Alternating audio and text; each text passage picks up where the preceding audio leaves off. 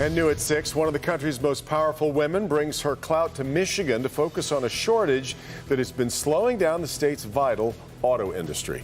Glad you're with us for Local 4 News at 6 tonight. We're following the push to solve the chip shortage that has so affected auto companies, their workers, and customers all over the world looking to buy new cars. Michigan really feeling the pinch as the supply of new vehicles has fallen while prices are just rising. Local 4's Grant Herms live tonight with the push to make some changes. Grant.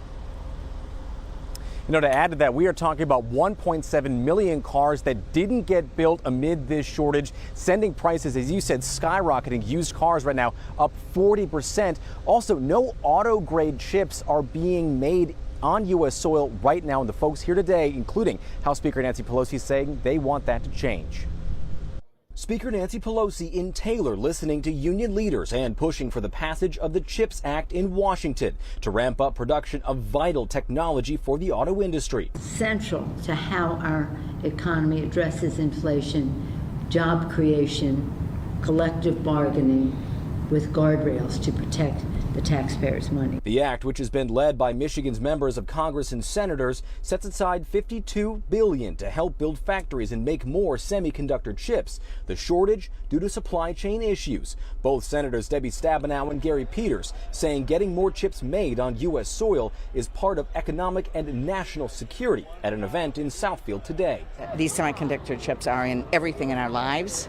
We need to make them here at home. We need to make them in Michigan, and we need to make sure in the future we're not looking at idling plants. And there's no way that the domestic auto industry can be reliant on foreign producers of these chips. This is about national security, economic security. The quicker we get these built, the better. The timeline right now is the vote for this is set this coming Tuesday.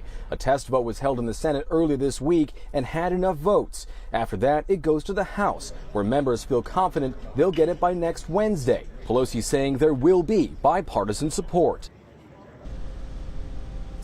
Now, another thing to note here is that should this bill pass, it's going to take quite a bit of time to get money to states and then to get that money from the states to either build new factories or pump money into existing ones and then get that into the chips to ramp all of this up. So we are talking about a pretty long tail, and this still has to get to the president in the first place. Back to you. Grant, what are workers saying tonight on this? You know, the workers here today that I spoke with and that I listened to here for about an hour and a half said they are ready to get to work and they want to be able to keep their jobs. That especially coming after that news that Ford may be cutting about 8,000 jobs at all levels, and the new job numbers from this month saying that month to month manufacturing jobs down about 2,300 between April and May. So a lot of folks here are concerned and they want these chips soon. Huge issue. All right. Thank you, Grant.